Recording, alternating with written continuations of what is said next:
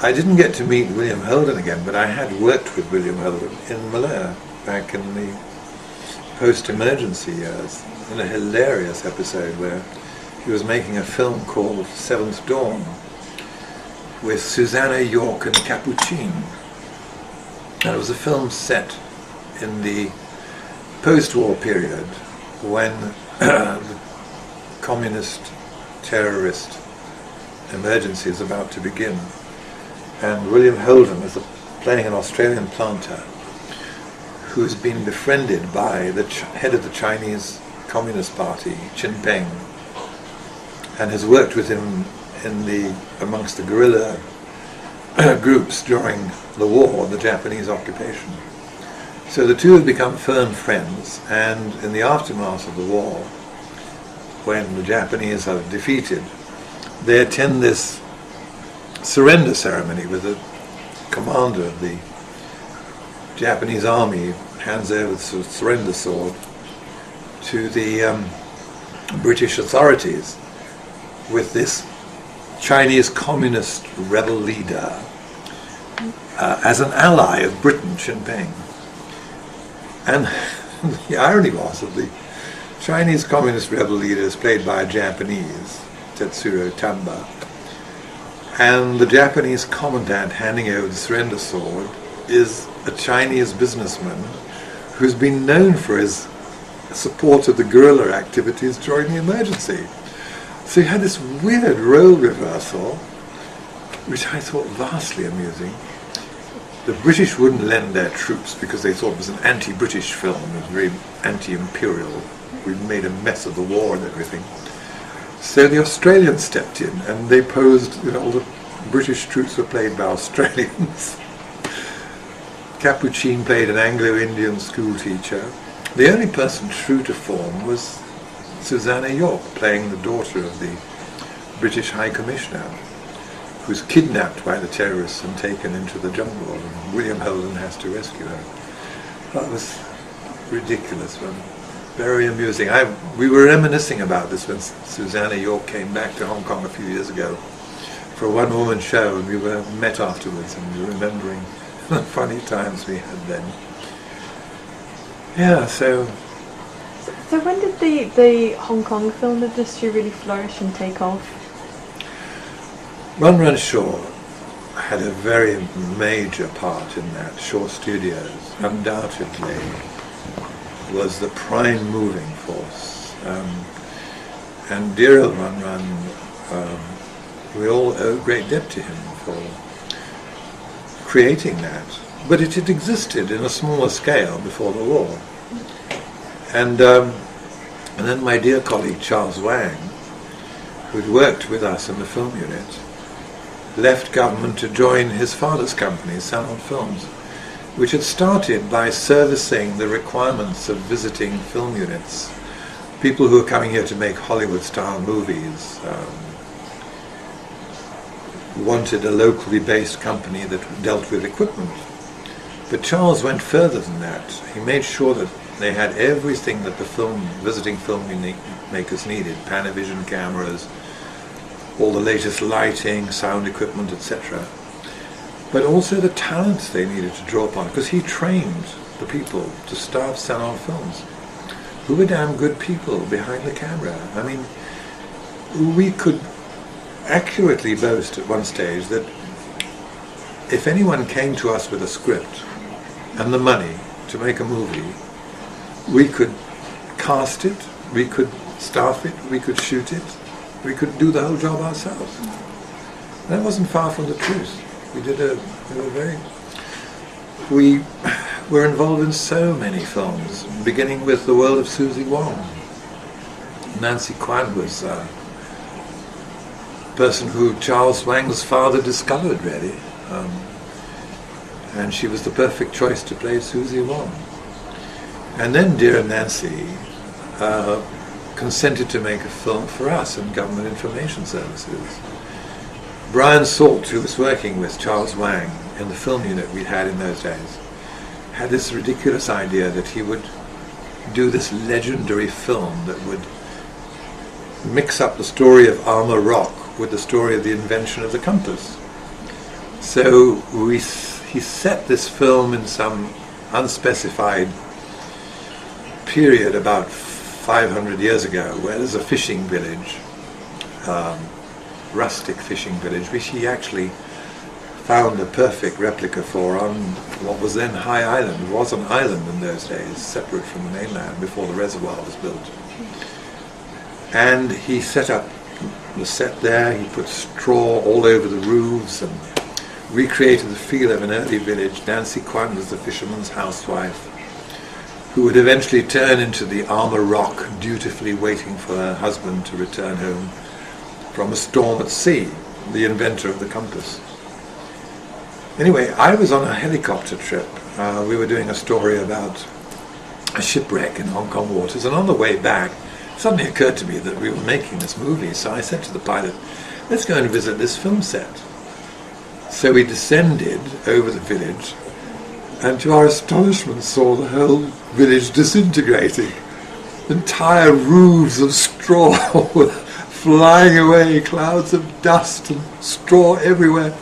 And through this barrage of straw came like an old god from the Old Testament.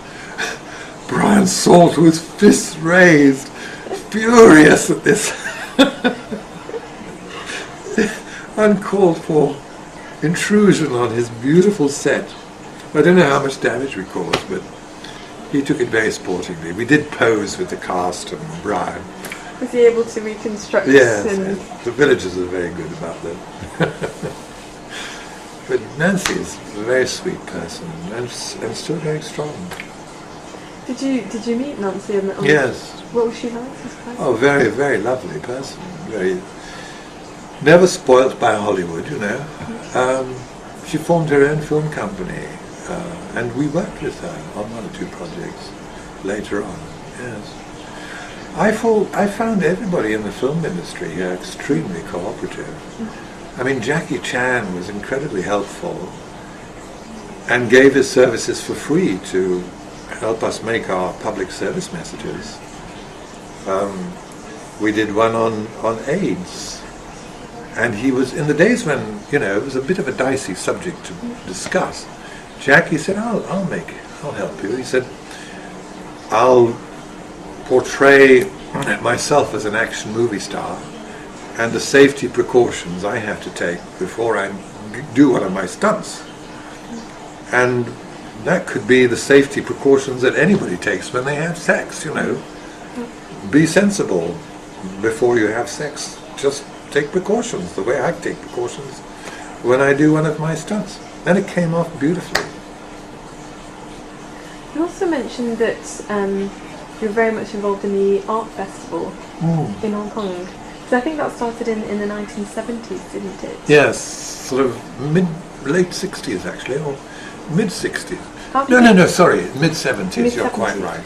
How did it come about, the art festival in Hong Kong? Well, it started with British Airways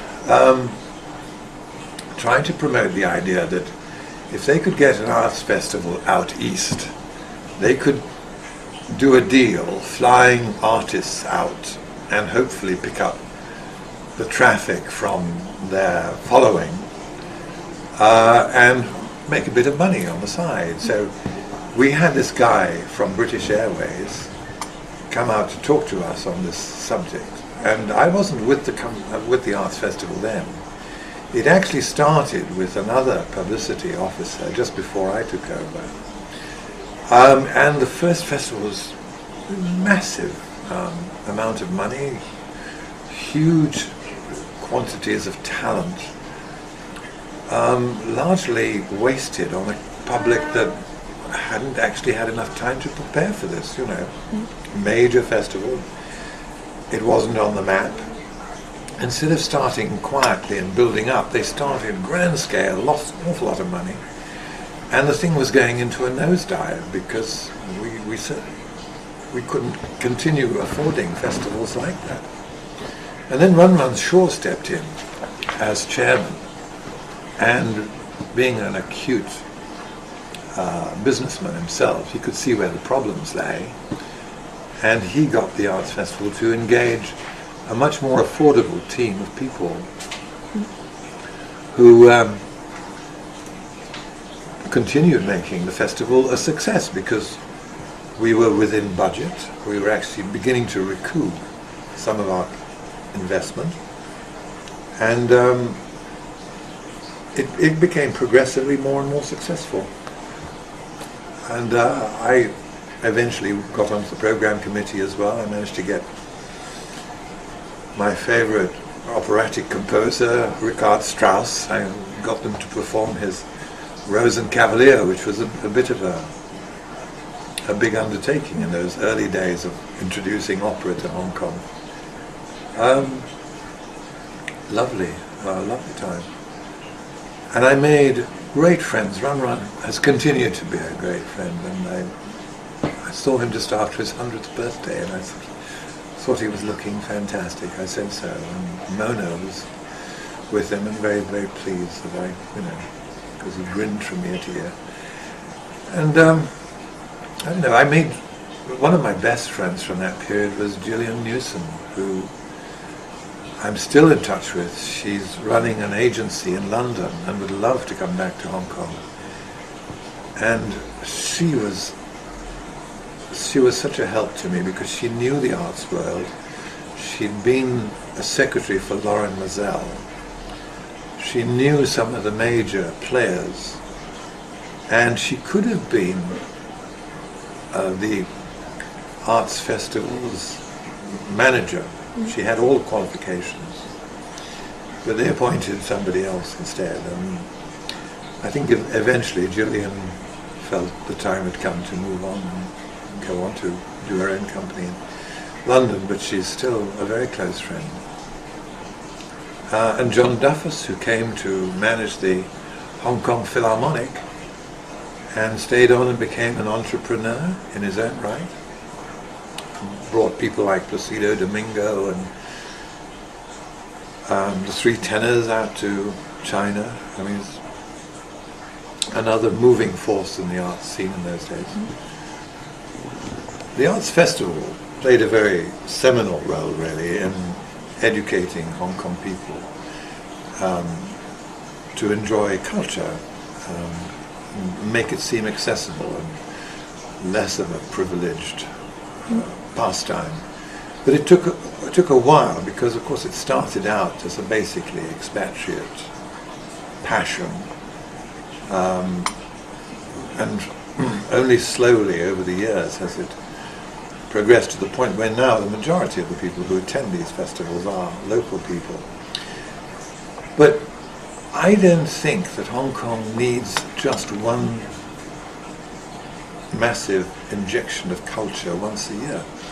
What we have, and which a lot of the public aren't aware of and should be, is a constant supply of wonderful talent all year round. I mean, really first-class productions by local people who put on amazingly inventive, enterprising things, which sadly the public don't seem to get to know enough about, either because they're not adequately publicized or because people don't think local productions are of the same stature as overseas productions.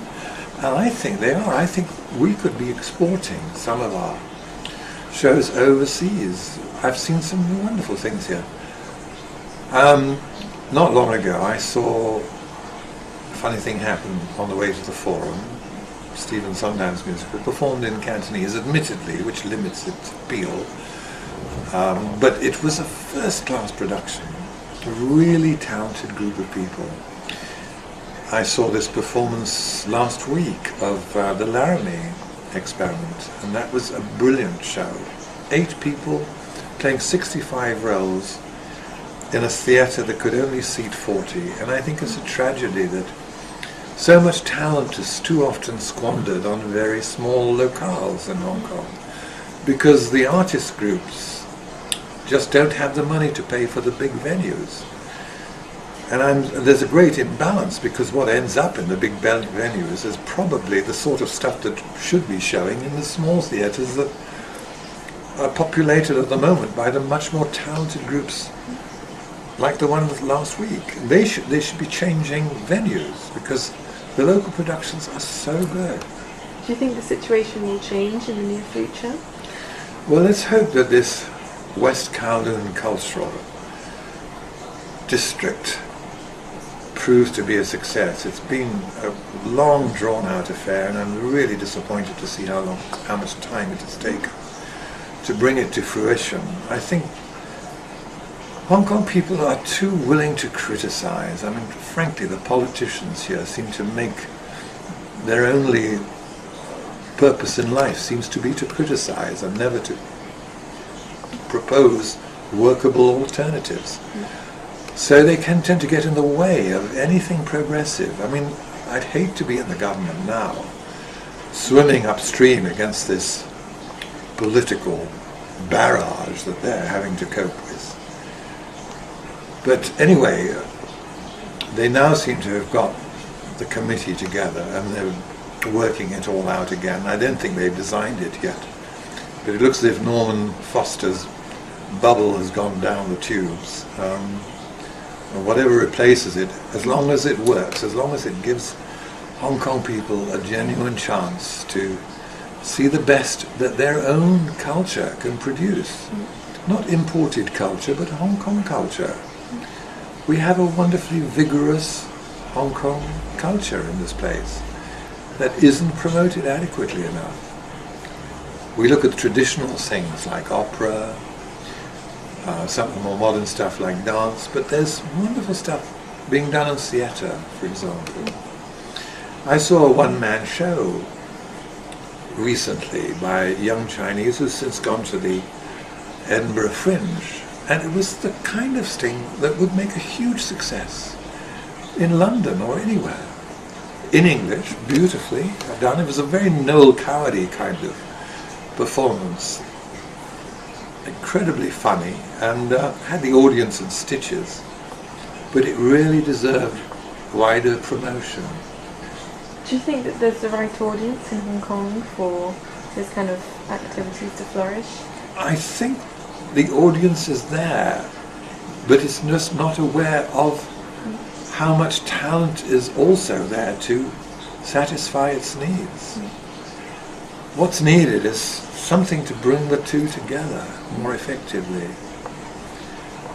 We started, when I was at the Arts Festival, we started the Fringe Festival, the Fringe Club, which Barry Wigham began. He masterminded it in its early days, and it's really taken off, and a lot of good things are now done at the Fringe Club. But again, the venue is very small and in need of funding. Culture doesn't get much of a priority in this government, I'm afraid. And what kind of programs were you putting on in the 70s as part of the Arts Festival? Well, music, visiting orchestras, theatre pieces, interesting plays, Royal Hunt of the Sun.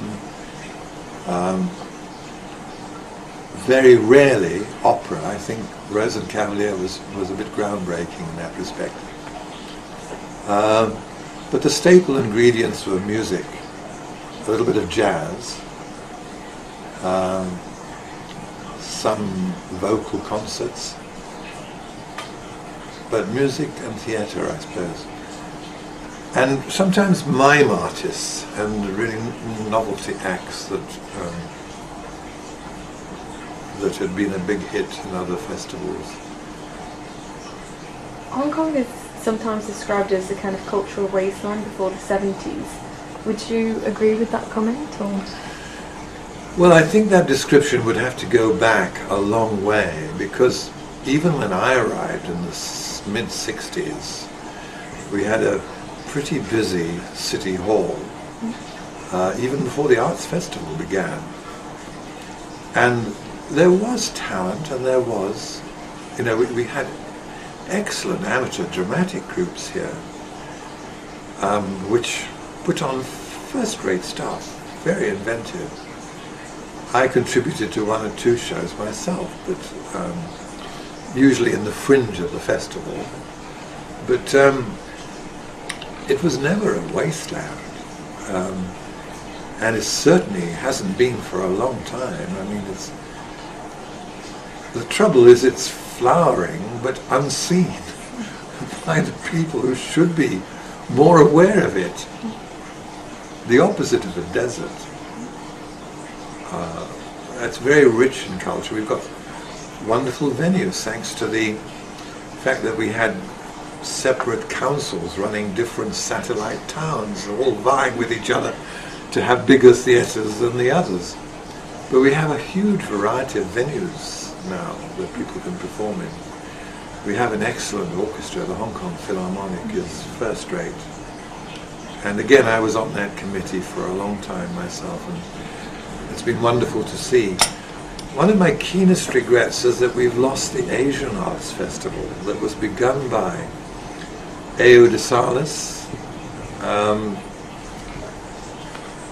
Sonny Salis as we used to call him, the sort of doyen of the Portuguese community here, and mayor of Hong Kong for a long time, very imaginative man. And he, as mayor of Hong Kong, felt a bit put out at not being involved with the arts festival, so he started his rival festival with the Asian Arts Festival run by the Urban Council. And you know, that would have appealed more to overseas visitors than the Arts Festival, because with the Arts Festival we were basically uprooting and importing into Hong Kong a European festival that could have been seen at home by anyone.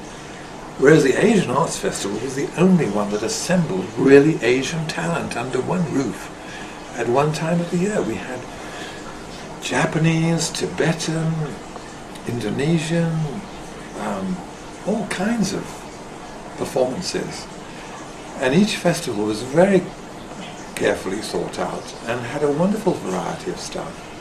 And was that quite popular as well? Well, the Urban Council in its day did a lot to promote that, and the basic Chinese community are not sufficiently aware of other cultures to have thronged to these shows as they should have done. But they didn't understand Indonesian gamelan and, you know, Tibetan folk dances and so on. So it took a while to lift off the ground. But they were affordable shows at reasonable prices with excellent variety. And we should have merged the two festivals. We should have had the Arts Festival linked to the Asian Arts Festival so that we had a broader spectrum of things to offer to the public.